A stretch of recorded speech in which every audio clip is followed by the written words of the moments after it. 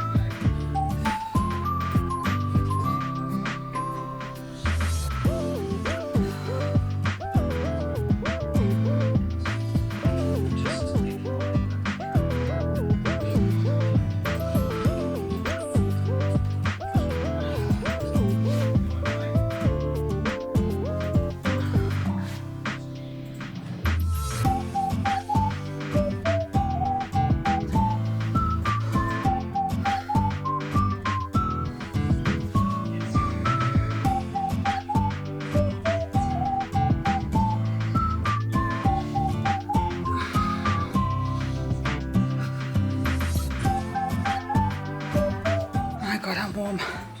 I'm really warm. I've got the curtains, the curtains are closed, but I've got the window wide open. I'm knackered. I am so warm. And I'm not out of breath, I'm not breathless, I'm not tired. I'm just warm. I am so warm. My God, the body temperature increase when you're pregnant is real. Oh, just trying to make sure I stay hydrated and nothing else. Oh, right. Time for some calisthenics.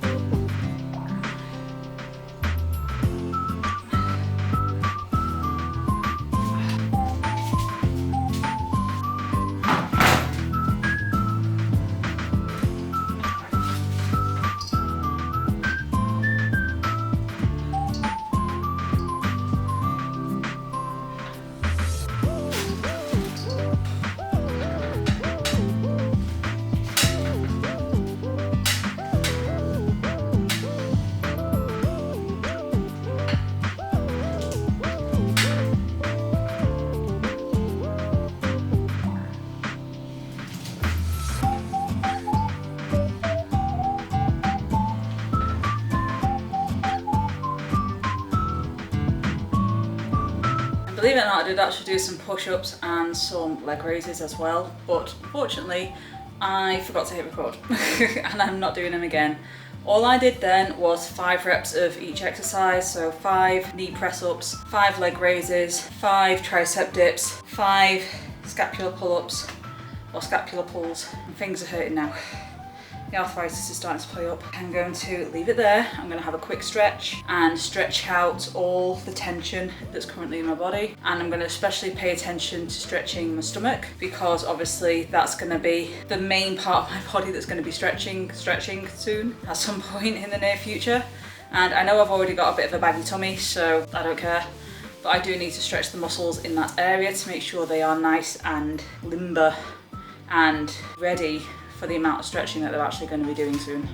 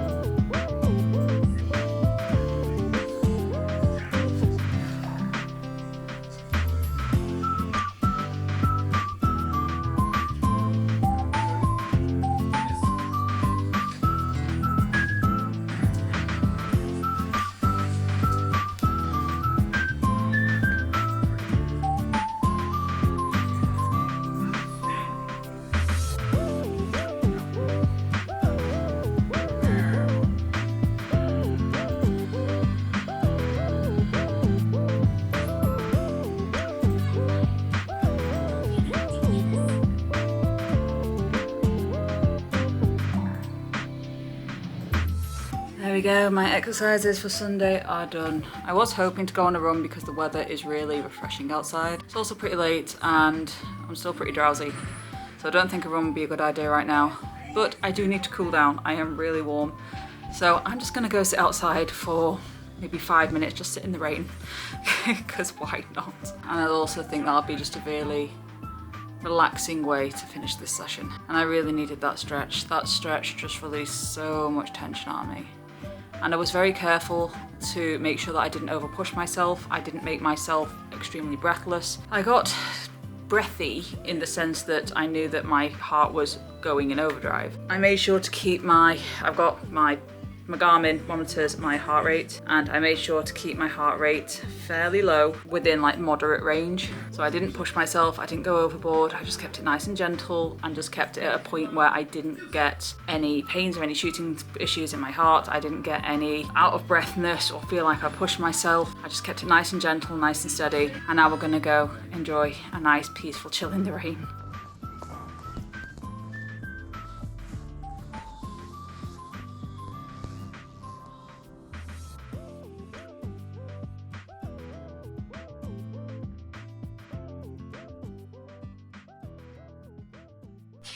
It's Monday. Oh, it's a new day. It's actually Bank Holiday Monday today, and I've enjoyed the day off. Jason is away on a course, which the course is really weird. He had his test on the first day, and then the rest of the course is him learning how to teach for that specific course.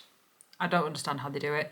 And unfortunately, he didn't pass. The course itself is a bit like a driving test, but for powerboats. And he failed on one of his maneuvers and got a couple of minors. So unfortunately, he has not passed his test, but he still gets to stay for the entirety of the course in order to gain some knowledge and work experience, some knowledge and experience in the area, so that when he goes in for the course again next time, he can pass with flying colours. So he's going to be away for a few more days. He's away now until Thursday. So I have the house to myself. I have the whole house to myself, and I have taken advantage of stealing Jason's chair. I only have this really horrible old little chair that is technically Jason's. We brought it with us from Jason's mum and dad's when we moved in together. And it's a very, very, very old little office chair. And I mean little office chair. It's like 15 years old. It's really, really knackered. It's broken beyond belief, but I always use it because I don't have anything else. And I can't afford to buy anything else. But because Jason is away on his course for the next 4 days, I have stolen his chair. So I have backrest now. I have backrest support. God, I need it. So I'm a very happy girl right now. And because Jason has failed his course, he said it's actually been quite welcome, because it means that that's one more stress off his brain and he can actually start focusing on baby and little minion. He is genuinely very happy and excited for, but I think the stress of being ill last week and then the stress of the course has not helped the situation. So now that he's not got those stresses on him, it's a lot better for him, and he can actually start thinking about all the things that I've been trying to focus on and think about and research on. I've done so much research. I say so much research, I could have done a lot more.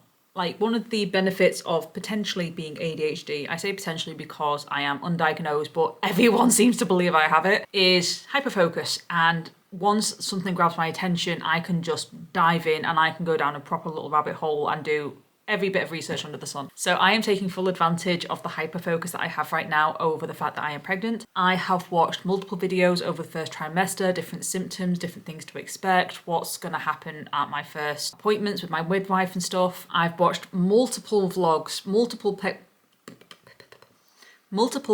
vlogs. That was a word and a mouthful. I've watched multiple pregnancy vlogs of the first trimester. I'm going to hold off for the second trimester until I'm a bit closer. Unfortunately, I've also watched some videos about miscarriage education, so the different types of miscarriages. Oh, that's a scary word. And also the different symptoms of miscarriages, so that I can keep my eye out for anything to go wrong, which sounds so morbid, but I'm the kind of person that likes to prepare for the unexpected, or prepare for the worst, so that when the best happens, the best is even better. That's the way my brain thinks about it. It's how I stay positive. If I'm prepared for the worst, the best can only get better. And I did find out today that I have a food aversion. I do have a food aversion, which I was not expecting, which in fact, I want to say 1.5, because the other one is not a food aversion per se, but I have no desire to eat it, is the only way I can describe it. So the first food aversion I discovered today was actually when I went out to the shop. I had to nip to Halfords in order to get some coolant for my car because my coolant's running very low. It's like at the minimum line. It really needs topping up. So I got some coolant. And when I was at the retail park, it was at Halfords. Like, I went to Halfords. But while I was at the retail, pardon me, just thinking about it is making me off. While I was at the retail park, on that particular retail park is a McDonald's. Fuck.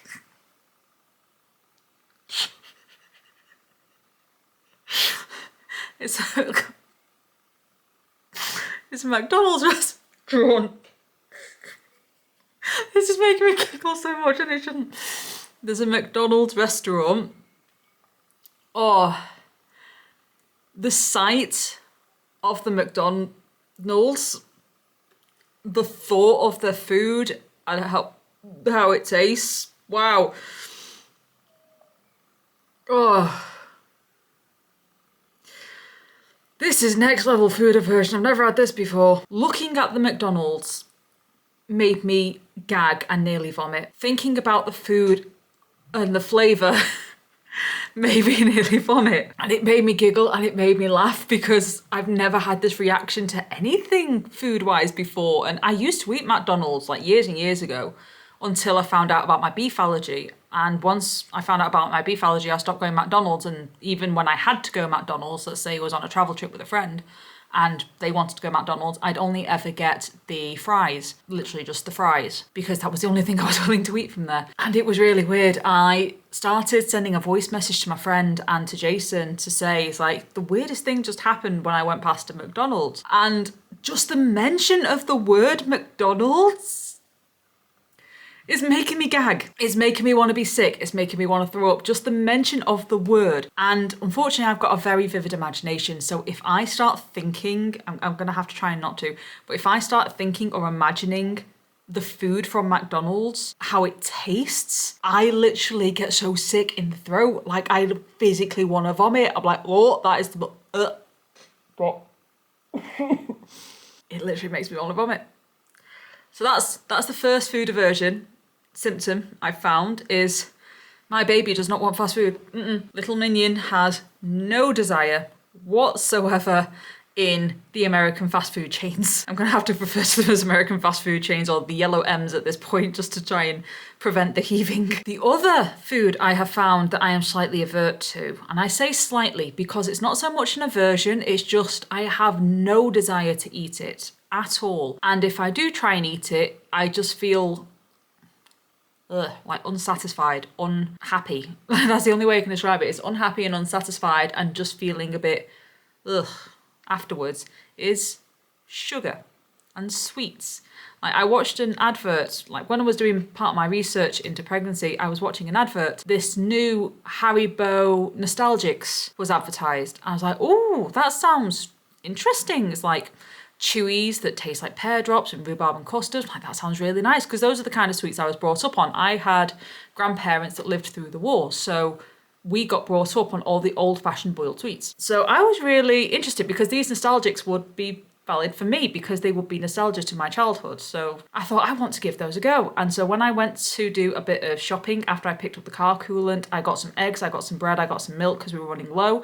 And those are sort of the essentials, if you will, because I wanted bread for beans on toast. I've not had beans on toast in ages and I've really been fancying it, or liked the idea, when I was doing a bit of my research and it said that baked beans are actually probably pretty good because they're quite high in protein and stuff. So I thought, oh, okay, well, maybe I can have some beans on toast. That'd actually be a great idea, because then I've got the calcium from the cheese, I've got the bread from my carbs, I've got the protein and the veggies-ish from my beans, or I can also have a fruit salad or something for dessert to make up for the lack of leafy greens in my beans on toast, or I could also potentially mix some spinach in with the beans. Like, I had loads of ideas. So I thought I'd treat myself some beans on toast. So I got some bread and I got some milk and I got some eggs, because I've been really in the mood to eat eggs recently. And eggs are apparently another good one so long as they're completely fully cooked all the way through. And while I was there, I had a quick look down the sugars aisle and I found these Haribo Nostalgics, and I also got some candy necklaces because I've got a thing for candy necklaces. They're just really nice, they're fun, they're simple, and they're not very high in sugar. You can have like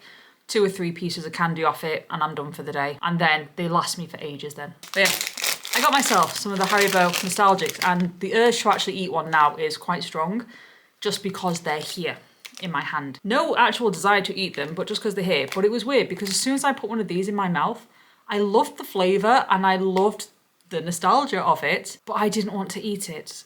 As soon as I put it in my mouth and my mouth tasted the sugar, it was like, oh, I don't need this. I don't need sugar. I've got enough sugar in my body. I don't need any more. So get that away. Get out. I finished it and it was really lovely. And I tried having a second one and the same thing happened. I just had no desire to eat it, which was weird. It's like I've spent the last 3 years slowly weaning myself off sugar, and for the last year and a half approximately, year and a half I think it's been. In fact, no, for the last 2 years, I've not had a craving for sugar at all. And when I say I weaned myself off it, I literally ate it to the point that I felt sick, and that feeling of nauseousness continued. And when I then stopped seeing sugar as a bad thing and I allowed myself to eat it as and when I wanted to eat it, I stopped craving it. It stopped becoming a naughty snack. It stopped becoming something I wasn't allowed. And it started becoming something that I could have when I wanted. Just don't necessarily need it right now. So I'd already weaned myself off sugar anyway. So I don't really have a lot of sweets or sugars or cakes or biscuits in the house because A, I struggle to eat them with my milk allergy, but B, I don't crave them anymore. I haven't for a very long time. I mean, we usually have mint imperials in the house so that if I do get a slight desire for sugar, I can just have a mint imperial and that'll get me on with the day. Or like I said, I get these little candy necklaces, a couple of bites of that or a couple of the rings of the candy necklace and I'm good for the day. That's it, done, dusted. Don't need any more than that anymore. So I thought I'll get these, I'll just have them in the cupboard for if I do have the mood for the sugar. And it was really weird to literally be in a position where I wanted to spit it out because it was too sugary, it was too sweet, it was too, ugh. And that was weird because I wasn't like that a few weeks ago. The last time I had sweets or sugar in the house was the mint imperials, and I did find that I wasn't addicted to them like I sometimes get. Like usually I'll walk by and it's like I'll pop one every time. Pop, that sounds so bad. I'll have one every single time I go past the bag, which is why we usually keep them in the cupboard, out of sight, out of mind. But if I go in the cupboard and I spot one and I am in the mood for a bit of sugar, I will have one mint imperial. But those mint imperials can last us 4 months and I'll barely touch them. Jason will have more of them than I will. But I did notice that I wasn't as eager to eat them, and if I did eat them, that they weren't as appealing and they weren't as satisfying as they used to be. And it's exactly the same with those Haribo Nostalgics. Haribo Nostalgics. And even the candy necklaces there's no desire, there's no satisfaction in them anymore, which is really weird. And I can only put it down to the pregnancy because before pregnancy wasn't an issue. And if you haven't noticed, I'm finding it a lot more comfortable and easy to say that I'm pregnant now. It's settled in. It really has settled in now. I'm still not 100% until I have that first appointment with the midwife or until that first appointment is booked and in place. I am still nervous that anything could happen and it might still be a false pregnancy. It could still be that the heartbeat doesn't start, or it could be that there's so many things. I'm not going to go into it. I'm not going to upset myself.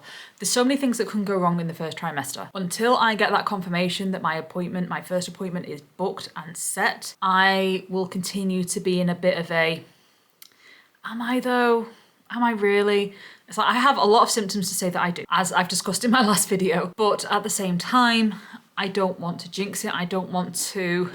We've been waiting for this baby for a long time. A long time. A hell of a long time. And granted, we only started trying in December because we were only in, I think I've explained this, but just in case no one's seen that video, we weren't in a fat position financially and we didn't own our own home or be in a house that we felt safe to raise a child. We had to continually put off trying to start a family and trying to have kids. We've been hoping to have a family of our own since our late 20s. And I'm now 36, nearly 37. I'm 37 in 2 months' time. So it's been a long time. It's been a long time since we were hoping to have this baby. And the fact that we've been able to get pregnant naturally within the space of 6 months is outstanding. So I am scared that something could go wrong in the first trimester, but I'm trying to stay positive. Let me rephrase that. I am staying positive. I'm telling myself it's okay until I see any symptoms to suggest otherwise. So long as I keep on seeing symptoms of pregnancy and until I see symptoms to suggest otherwise, I am going to continue to believe that I am pregnant and that everything is okay and baby's growing well I'm talking to baby quite a lot and joking and imagining a lot of things. I've got a baby name list now. I ended up starting a baby name list, I think it was last night, something like that, during one of my naps. Looking back on it, there's some names that I'm like, nah, that won't work. And then there are other names I'm like, that would work really well, but I want to adjust it slightly, or I wonder if there's any other names that I might like, but I've just not come across them yet. But I've got a list in place. I have a list in place and it's very exciting. I'm having to plan what's going to happen with my business, when I'm going to want to go on maternity leave, when I'm going to have to close my business when I go on maternity leave. So I'm trying to plan in advance when that might be. We're trying to work out based on my due dates, what would be the best time for that, when's going to be the best time to tell our families, when's the best time going to be for everything else. And I'm really enjoying planning it all. I'm really enjoying planning it, and I'm really enjoying thinking about what everyone's reactions are going to be. I'm really, really, really enjoying seeing what everyone's reactions are going to be. Because as I think I've said before, on Jason's side of the family, he's an only child. He does have an adopted sister, but they don't really interact anymore. So he's an only child, pretty much. This baby is going to be his parents' first official grandchild. So it's very, very exciting. We're actually telling them at the end of this week. Again, it's not really my story to tell. They have experienced the negative side of pregnancy a lot. So in case the worst situation happens, we want to have that kind of emotional support of someone who has been through it and knows what we're going through emotionally. So that's why we're telling his parents slightly earlier, just in case something goes wrong and we need that emotional support. So we're telling them this Friday, and I am so excited to tell them. But the week that I should be week 12/week 13 is actually my sister's partner's leaving do, or surprise party, which I can't actually talk about because this video isn't going live until long after that party's over, so it's no longer a surprise. The week that I'm week 12, week 13, or the week I'm getting my scan, or should be getting my scan, is actually his surprise party and his leaving do for work. So I don't want to spoil that weekend. I don't want to spoil that weekend for him at all. The following weekend, I believe, is someone's birthday on Jason's family's side, but I can't remember whose. I'm sure it's someone's birthday that following weekend, and then it's the weekend after that that's actually my birthday. So we decided it would be a great idea to tell everyone on my birthday weekend. It would be a great excuse for everyone to gather. On Jason's side of the family, everyone always gets together to have a meal for each individual person's birthday. So it won't be unusual, it won't be suspicious for everyone to be getting together for a family get-together around my birthday. It's something that would happen naturally. I do plan on trying to arrange something similar with my family and having a meal or a get-together with my family, be it at our new house and have like a housewarming party or something with them, or be it at a restaurant or a meal or somewhere. I've not yet decided. But yes, we're going to tell everyone on my birthday weekend, or at least the close family members on my birthday weekend.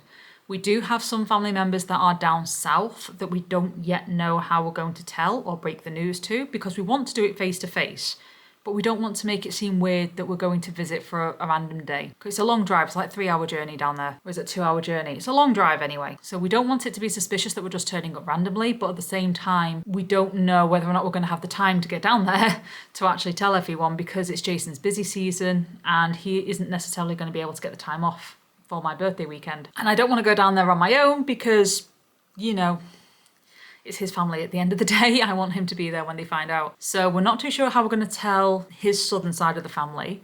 We're also not too sure how we're going to tell his dad's side of the family, because they're not as close as his mum's side of the family, and we only really see them maybe twice a year. Sometimes not even that, sometimes we only see them once a year. So we're not too sure how we're going to spread the news to them, or whether or not we just let Jason's dad do it. And then once our families know, or once we're content that enough of our family know, we're then going to make it public and put it on my social medias. I say mine because Jason doesn't have any social medias, and no, that is not a big red flag. He did have social media. He had Facebook at one point, and so it got hacked and Facebook blocked his account basically and deleted it and refused to give it him back. So we said, that's fine, I don't need social media in my life, and left it at that. Obviously at this point, you guys will already know, these videos are obviously still a little bit behind, but they are a little bit behind for this reason. For this reason, it's a very good reason, because we didn't want anyone except close friends and family to know before we made it public, because we didn't want to take anyone by surprise or let anyone feel left out. We wanted family and close friends to know first. At the point of this video being released,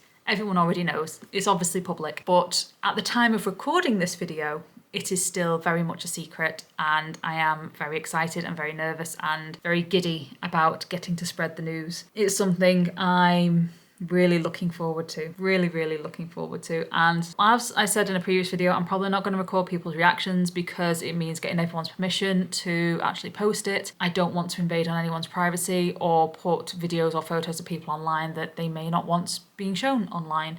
So I am going to respect that. As much as I would love to make a pregnancy announcement reaction video, and I would love to make a pregnancy announcement reaction video, I want to be respectful of people's privacy at the same time. I think that's it for today's video. That is my week 5 and something days update. What week and day am I on? I know I said I'm week 5 and something. So I'm currently using my Garmin to somewhat track what's going on. I say somewhat because obviously until I get my dating scan, which is around week 12, or what will it be, approximately week 12, I don't actually know how far along I actually am. But I'm going to end this video here because I've nagged your ears off long enough. At this point, this video is long enough to be its own video. Oh, this is long enough to be its own video. So this will be its own video.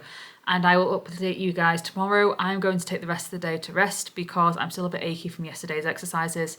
And I do plan to do some exercises tomorrow when I either wake up before work or after I get home from work. I've not yet decided. But I will be doing some exercise tomorrow. So I will see you then. Bye bye.